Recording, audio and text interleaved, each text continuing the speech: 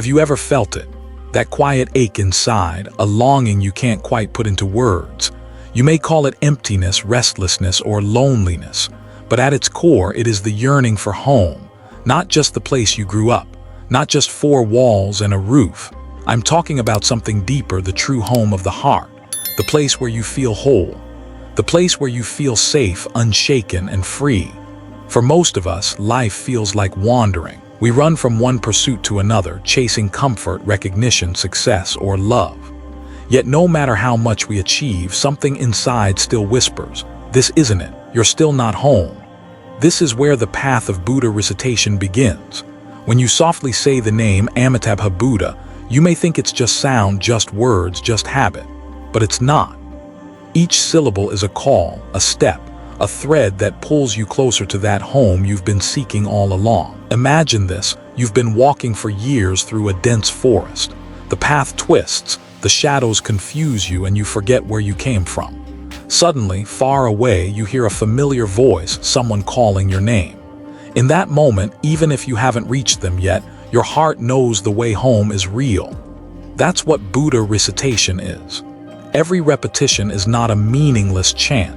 It's the sound of your true nature calling you back. The Buddha's name carries the power of boundless compassion and timeless wisdom.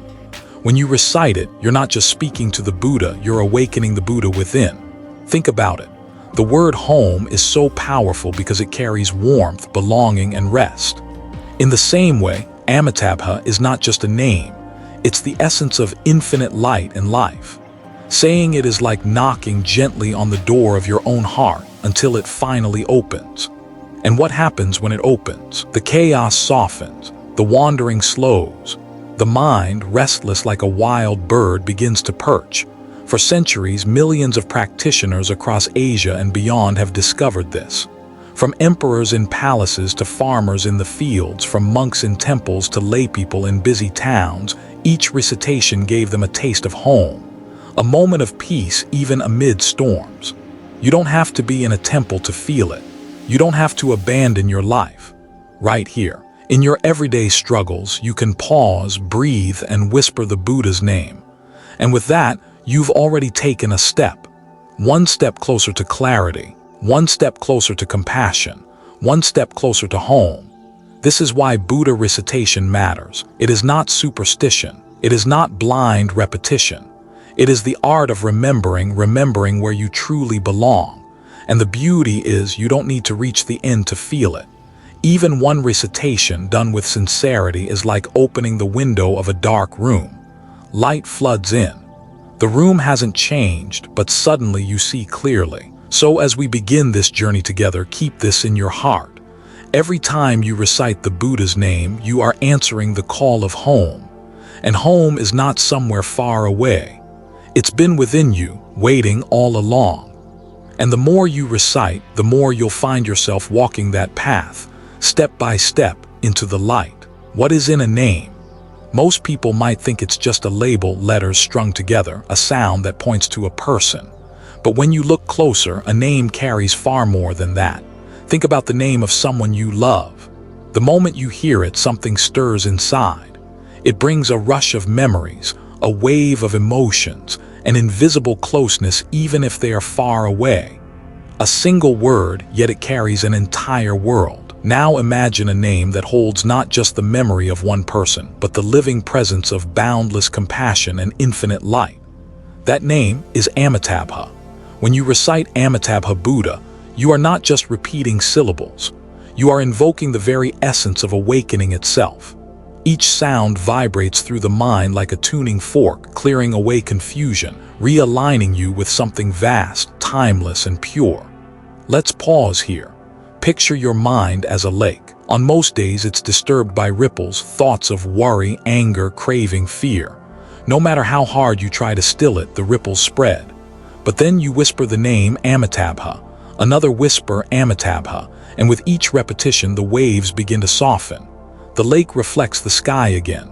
The water becomes clear. This is the unseen power of the Buddha's name. It doesn't come from force. It comes from resonance. In the same way a lullaby can calm a restless child, the Buddha's name soothes the restless mind. In the same way a song can lift your spirit, the Buddha's name lifts your heart beyond suffering. And in the same way the voice of a loved one reminds you who you are, the Buddha's name reminds you of your true nature, the part of you that is already whole. Some may wonder, how can just a name transform me? Isn't that too simple? But simplicity is the secret. The mind is complicated. Life is complicated. But truth, at its core, is always simple. A farmer in ancient China who had never read sutras or practiced meditation once said, "I don't know philosophy. I just keep reciting the Buddha's name, and in that name I find peace." He may not have had scholarly understanding, but his heart was tuned to the frequency of awakening. That is wisdom beyond words. The power of the Buddha's name is not in the sound itself, but in the heart that meets it. When recited with sincerity, it is like planting a seed in fertile soil. Day by day, that seed grows into strength, clarity, and joy. And something beautiful happens over time. At first you think you are calling on Amitabha, reaching outward. But slowly you realize Amitabha has always been within you. His name is the echo of your own awakened mind. Every great tradition has understood the magic of names and sounds. In Christianity, prayers are spoken aloud. In Hinduism, mantras are repeated. In Buddhism, the recitation of the Buddha's name is our lifeline. Why? Because sound bridges the gap between the invisible and the visible, between the formless truth and the human heart. When you say Amitabha, you are shaping breath into sound, sound into vibration, and vibration into awakening. It is not superstition. It is science of the spirit. And the more you repeat it, the more it reshapes you. Anger loses its grip. Fear fades like shadows at dawn. The mind becomes lighter, clearer. You may not even notice it at first, but one day you'll look back and realize, I am not the same person I was. Something has shifted. Something has awakened. That is why masters across centuries have said, even if you cannot do great deeds, even if you cannot study deeply, do not let a day pass without reciting the Buddha's name. Because each recitation is like striking a bell inside your heart. At first, the sound is faint. But as you keep striking, the resonance grows stronger, clearer, until your whole being vibrates with the melody of awakening. So when you whisper the name Amitabha Buddha, know this. You are not just repeating words. You are unlocking the door to peace. You are awakening the Buddha within. And step by step, sound by sound, you are transforming your very mind. Close your eyes for a moment. Listen to your own breathing. Inhale, exhale. It seems simple, yet how often do we truly notice a single breath? Most of the time, the mind is elsewhere, racing into the future, dragging regrets from the past, constantly restless, never still. We live in an age of endless motion. Messages flood our phones. Thoughts pull us in 1,000 directions. Even when we sit still, the mind keeps running faster, noisier, harder to control. It feels like we are drowning in our own thoughts, unable to pause. But here is the truth. The way out is not in fighting the storm. The way out is in learning how to breathe again. When you recite the Buddha's name with the breath, something remarkable happens. Each inhalation carries in stillness. Each exhalation carries out tension. And on the gentle current of that breath flows the sound, Amitabha. One breath, one recitation. One breath, one step closer to peace. Think of the mind as a wild horse. If you pull the reins too tightly, it resists. If you let it run loose, it dashes uncontrollably. But when you guide it step by step, breath by breath, it learns to walk steadily. This is what Buddha recitation with breathing does. It tames the wild horse of the mind. You may ask, but how can repeating a name with my breath calm me when my problems are so heavy? Because the root of suffering is not always the problem itself. It's the storm of thoughts about the problem. And when you slow down your breathing, when you anchor each inhale and exhale with the Buddha's name, that storm begins to clear. Imagine you are walking through a crowded city street. Noise everywhere, people rushing, horns blaring. But then you step into a quiet garden. Suddenly, the chaos is outside, and inside you feel a space of silence. That garden is created each time you breathe with awareness and softly recite Amitabha. You carry it with you no matter where you are.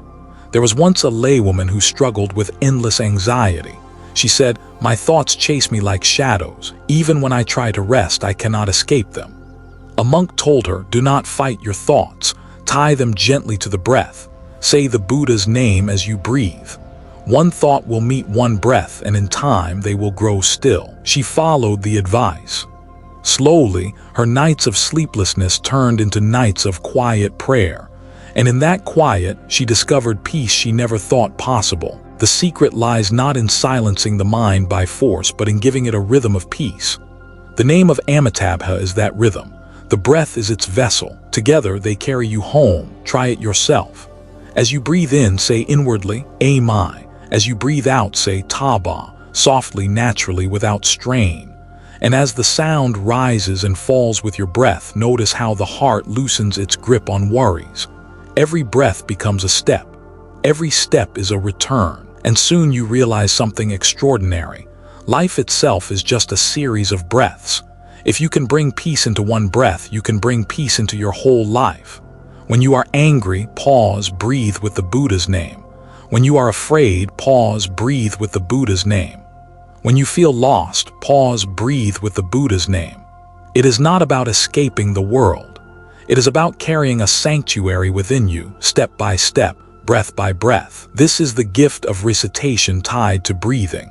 It transforms the restless mind into a clear mirror. And in that clarity, wisdom shines naturally like the sun emerging after clouds. One breath, one step. One breath, one Buddha. And in those simple steps, you find what so many spend lifetimes searching for, a peace that cannot be shaken by the world. Every great journey rests on a foundation. A house cannot stand without pillars. A tree cannot grow without roots. And on the path of Buddha recitation, there are three pillars that hold everything steady: faith, vows, and practice. These three are called the three essentials of the Pure Land Way. Without them, the path is shaky. With them, each step becomes unshakable, carrying us closer to awakening. Let's begin with faith. Faith is not blind belief. It is trust, deep trust that the Buddha's compassion is real, that his vow to guide us is unbreakable, and that the path of recitation truly works. It is like planting a seed. You cannot see the flower yet, but you trust the soil, the sun, and the rain. That trust keeps you watering the seed until it blooms. Think of a traveler lost in the desert. If someone hands him a map, he needs faith that the map leads somewhere real. Otherwise, he will throw it away. Faith is what allows us to hold the map of recitation with confidence, even when the road ahead seems endless. But faith alone is not enough. The second pillar is vows. A vow is a direction, a commitment, an inner compass. It is saying to yourself, "I will return home. I will not wander aimlessly forever. My heart is set on awakening and on reaching the Pure Land." Without vows, faith becomes weak. You may believe, but without the fire of commitment, you drift.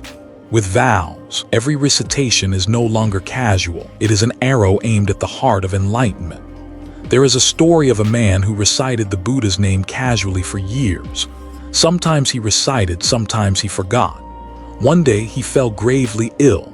In his pain, he cried out, "Amitabha," with all the strength left in his heart. That single cry, filled with vow and desperation, carried more power than all his casual recitations before. Because in that moment, his vow was alive. This shows us, even a single recitation when filled with vow is like striking a drum that echoes across the heavens. And then comes the third pillar, practice. Faith is the seed. Vows are the sunlight, but practice is the daily watering. Without practice, nothing grows. Practice means showing up, reciting day after day, whether your mind is clear or cloudy, whether you feel inspired or tired. Practice is the bridge between hope and reality. A farmer does not harvest by believing alone, nor by making vows alone. He must till the soil, plant the seed, and water the field. In the same way, our spiritual harvest depends on steady, patient practice. The three pillars are not separate, they lean on each other. Faith gives birth to vows. Vows inspire practice. Practice deepens faith. And round they reinforce one another, carrying us step by step along the path. Some may say, "But I am weak." My faith wavers. My vows are not strong. My practice falters. To this, the Pure Land Masters remind us, even a single sincere recitation contains the essence of all three. If you recite with faith, even for a moment, the vow is present. If you recite with vow, faith is strengthened. And in reciting at all, practice is alive. This is the mercy of the path. It does not demand perfection. It only asks sincerity. Think of it this way: the ocean does not reject a small stream. The Pure Land does not reject a wavering voice. As long as we turn, even slightly, toward Amitabha, he is already reaching for us with boundless compassion. And so, with these three pillars, faith, vows, and practice, the path of recitation becomes unshakable.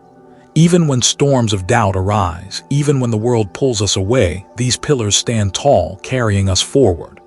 Because every time we say the Buddha's name with trust, with aspiration, with steady effort, we are not just reciting. We are building the very bridge that carries us home. Have you noticed how restless the mind really is? Sit down for even a minute in silence, and suddenly thoughts rush in like waves: memories, worries, to-do lists, old regrets, imagined conversations. One after another, they rise and fall, leaving us exhausted. It feels almost impossible to stop. The more you try to silence them, the louder they become. This is the nature of the distracted mind. It wanders, it clings, it refuses to rest. But here is where Buddha recitation reveals its profound gift. Instead of struggling to stop thoughts, it gives the mind a gentle anchor, a rhythm, a path to follow. Each recitation of Amitabha is like planting a flag in the storm, a marker to guide you back whenever you are swept away. You say the name once and your attention returns. You say it again and the noise begins to fade. You say it again and the wandering mind starts to settle. Think of a jar filled with muddy water. Shake it and the mud swirls everywhere. But set it down, leave it still, and slowly the water clears on its own. The mind is the same. Distractions are the mud. Recitation is the stillness that allows clarity to emerge. There's a story told of a monk who struggled greatly with meditation. No matter how hard he tried, his thoughts overwhelmed him.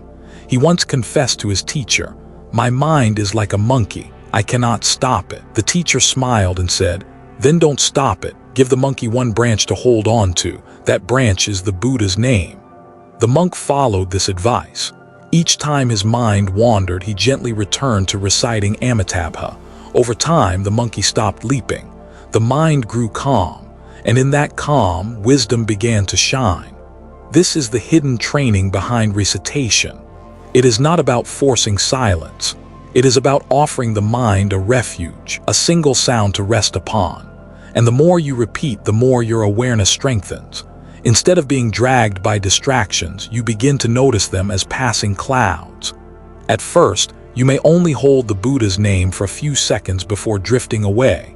But each time you return, the strength of mindfulness grows. Just as lifting a weight makes the muscle stronger, returning to recitation makes the mind more stable. In time, you discover something extraordinary: clarity. Thoughts no longer control you. Emotions no longer sweep you away. Instead, you watch them rise and fade while your heart stays grounded in the name of the Buddha. Modern science even echoes this truth. Studies show that repetition, whether of breath, sound, or mantra, activates the brain's relaxation response, quieting stress and sharpening focus. The ancients may not have spoken in scientific terms, but they knew it in their bones. Recitation transforms chaos into clarity. And clarity is not cold emptiness. It is a luminous stillness, the kind of peace that lets compassion and wisdom flow naturally. Think of a pond on a windy day. The surface ripples, distorting every reflection. But when the wind calms, the water mirrors the moon and stars with perfect clarity. In the same way, when the mind is still through recitation, it reflects truth as it is. This is why countless masters have urged, when distracted, return to the Buddha's name. When restless, return to the Buddha's name. When lost, return to the Buddha's name. Because that simple act, that gentle return, is the training itself. And every return is a victory. Every return is a step deeper into clarity. So if your mind wanders 1,000 times, recite 1,001. Do not judge yourself. Do not despair. Each repetition is a seed of awakening and the very act of coming back again and again. That is how the restless mind learns to rest. From distraction to clarity, this is the hidden power of Buddha recitation. It does not demand perfection. It simply asks you to return over and over until the wandering finally becomes stillness, and the stillness reveals the light that was always there. There are moments in life when pain feels unbearable, a loss that breaks your heart, an illness that drains your strength, a betrayal that leaves you empty. In those moments, even breathing feels heavy. Words of comfort from others seem distant, powerless. The world feels gray and the question echoes inside, how can I go on? It is in these moments that the sound of Buddha recitation reveals its deepest gift, the gift of healing.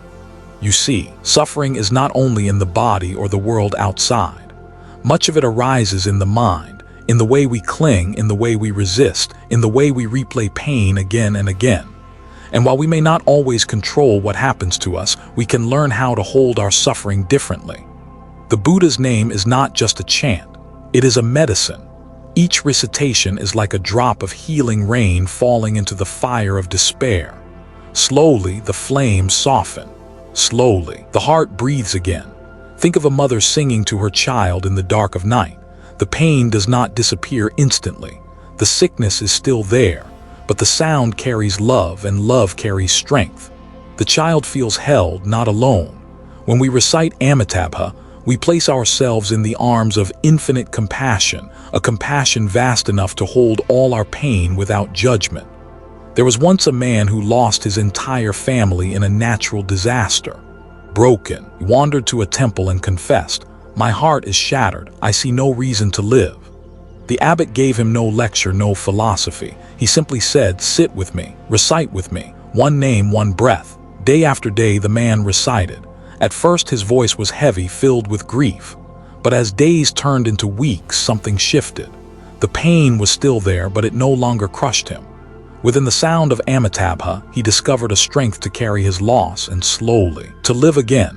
This is the healing power of recitation. It does not erase suffering. It transforms the way we meet it. Instead of drowning, we float. Instead of being consumed, we are held. Even in the final hours of life, when the body is failing and fear rises, recitation becomes a bridge. Countless practitioners on their deathbeds have whispered Amitabha with their last breaths, and in those whispers, they found peace instead of terror, clarity instead of confusion. The sound became their guide across the unknown, carrying them into light. Modern people often seek comfort in music when sad. Why? Because sound reaches where words cannot. It soothes not only the mind, but the very body. The Buddha's name is like the ultimate song, a melody of compassion that resonates deep within, shifting our entire state of being. And the most beautiful part, you don't need to be strong to recite. You don't need to be wise. Even in tears, even in weakness, even if all you can manage is a whisper, the name still carries its healing power, because it is not about how perfectly you recite. It is about opening your heart, letting the sound cradle your suffering. So when the nights feel endless, when the heart feels broken, when pain seems beyond endurance, pause. Breathe. Whisper softly, Amitabha. Let the sound rise and fall with your breath. Let it wash through your chest, through your sorrow, through your whole being. With each recitation, you may not feel the pain vanish, but you will feel less alone. You will feel the presence of something vast, timeless, compassionate, holding you through the storm. This is the healing sound of Buddha recitation. It is the song that carries us when we cannot walk, the hand that holds us when we feel abandoned, the medicine that soothes not only the wound of the body but the deepest wound of the soul. And step by step, name by name, we learn this. Even suffering can become a doorway. Even pain can become a path. Because every time we call the Buddha's name in our darkest hour, we are already walking out of the shadows and into the light. There is something mysterious about the power of sound when it rises not from one but from many. A single voice is gentle like a candle flickering in the dark, But when voices join together, it becomes a flame that can light an entire sky. Buddha recitation carries this same truth. Alone, the sound of Amitabha can soothe the restless heart. But when chanted together, voices merge and something greater awakens. It is no longer just individual practice. It becomes collective resonance, a field of energy that lifts everyone within it. If you've ever stepped into a hall where hundreds of practitioners recite in unison, you know this feeling. At first, you may hear the voices as separate, high and low, strong and soft. But soon the boundaries blur. You no longer hear individuals. You hear one vast, flowing current, like a river of compassion carrying you along. Your own breath falls into rhythm. Your heart begins to beat with the pulse of the collective. The mind grows still, not through force, but through surrender to the harmony around you. This is why Buddhist temples throughout Asia emphasize group recitation. It is not simply tradition. It is a direct experience of oneness. We live much of our lives feeling separate, my worries, my pain, my small world. But in the circle of shared chanting, separation dissolves. For a time, there is no me and you. There is only the sound rising and falling like the ocean, and this resonance does more than comfort us. It transforms the very space around us. Imagine a bell ringing in a valley. The sound does not stay within the bell, it travels, it echoes, it fills the air. In the same way, the sound of many voices reciting Amitabha fills not only the temple walls, but also the atmosphere, imprinting peace into the hearts of all who hear it. There are countless stories of villages holding mass recitation when disaster loomed: floods, epidemics, famine. Together they chanted the Buddha's name and somehow relief followed. Whether the change came from unseen blessings or from the collective courage and calm that chanting inspired, the result was the same. People found hope, unity, and strength to endure. Science, too, offers glimpses into this mystery. Studies of group meditation and chanting show that when many people breathe and sound in unison, their heartbeats often synchronize. Stress levels drop.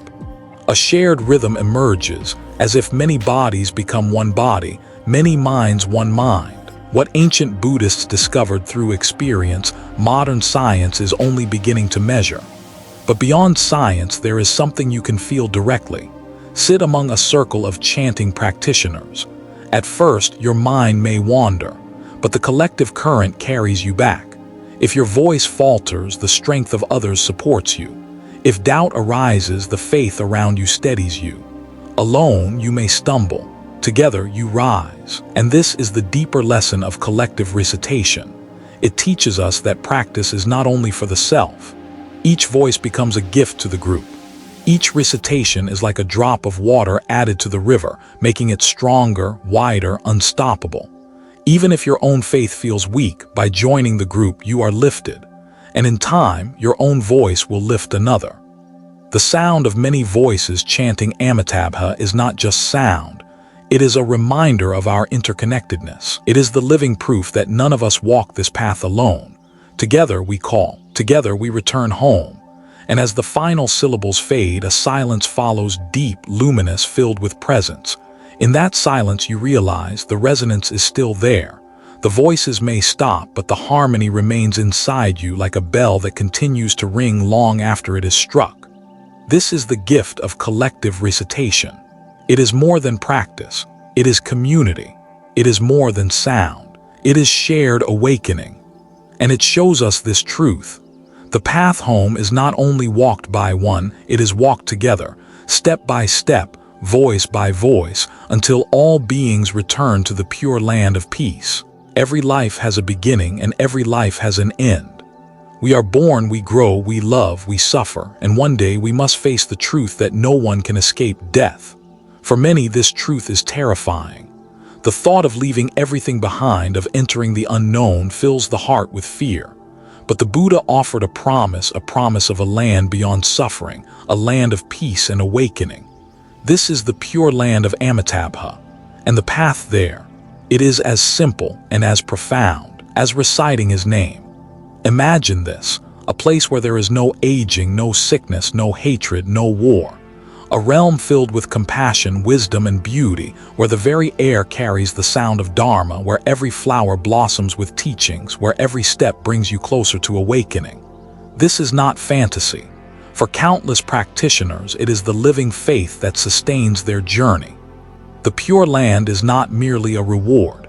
It is a refuge. It is the home for those who, after struggling in this world of impermanence, seek a place where practice can continue without obstruction.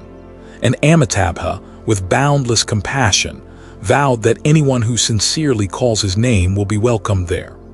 This is why recitation is often called the bridge. With each name, you are not only calming the mind here and now, you are also building your connection to that realm beyond, like tying a string from your heart to the heart of Amitabha, so that when this body falls away, the connection will pull you across the river of death into the light of his pure land. There are countless stories of practitioners, even the simplest farmers, workers, or elderly women who held faith in Amitabha's vow. At the end of their lives, with the support of family or fellow practitioners reciting beside them, they left this world peacefully, sometimes with a smile, sometimes with visions of golden light. For those who witnessed it, the truth was undeniable. The promise of the Pure Land is real. And yet some may wonder, is this only about the afterlife? The answer is no. The Pure Land is also a reality here and now.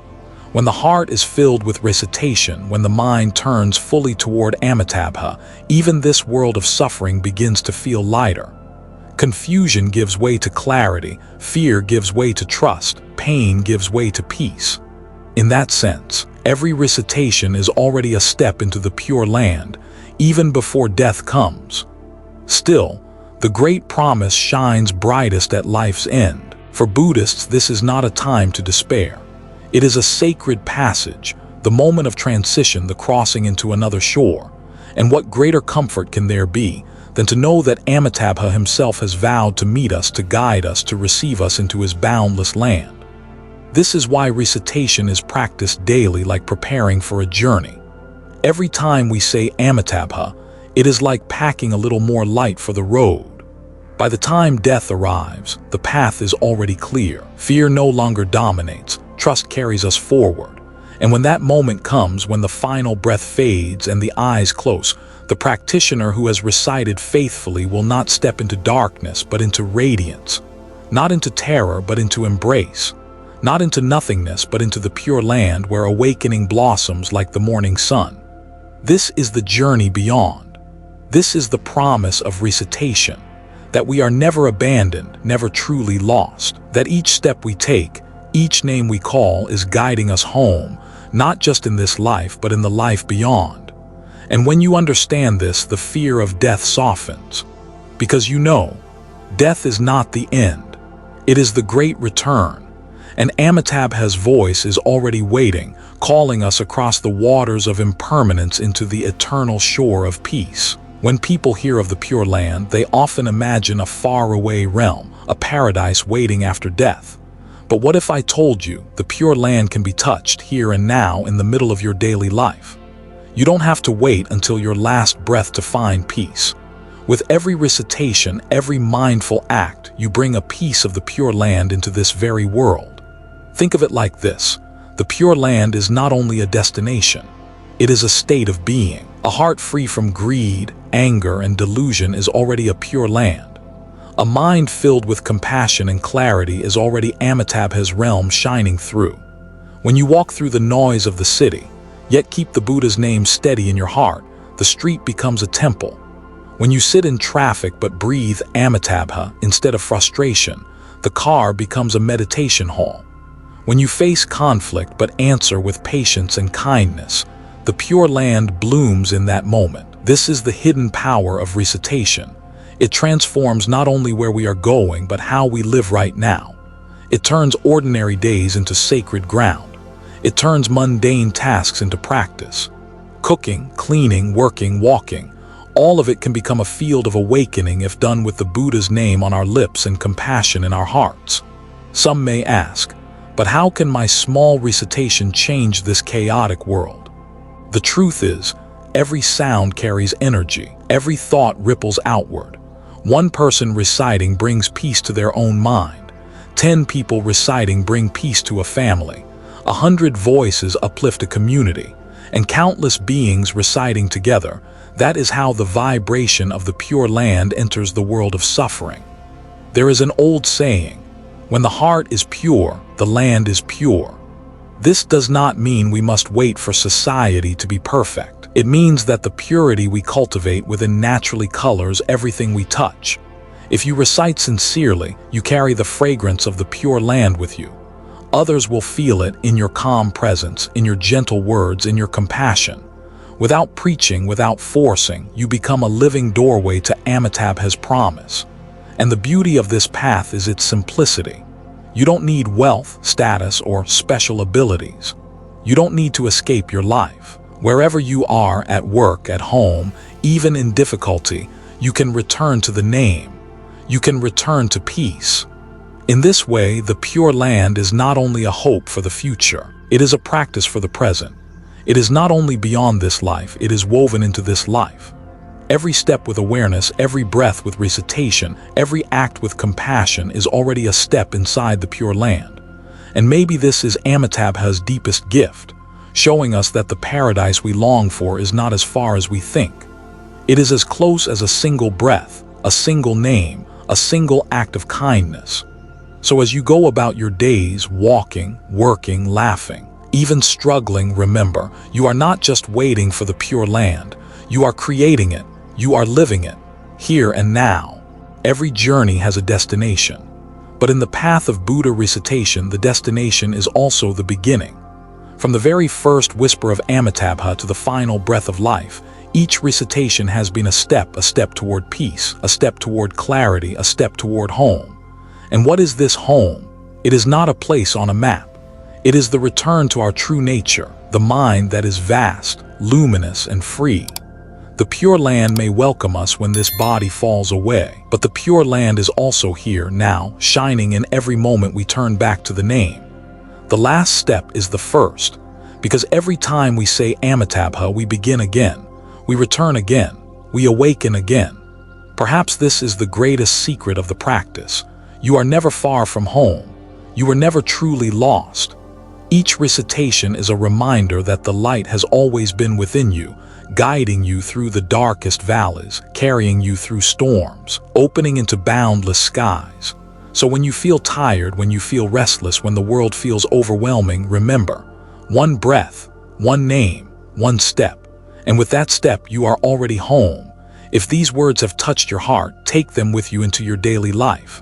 Let the sound of Amitabha accompany you in joy, in sorrow, in every breath. And if this journey resonated with you, I invite you to walk with us further. Subscribe to Zen Buddhism Wisdom, where together we explore the teachings, the stories, and the timeless practices that bring us closer to peace. May each step you take, each name you recite be a step home. Namo Amitabha Buddha.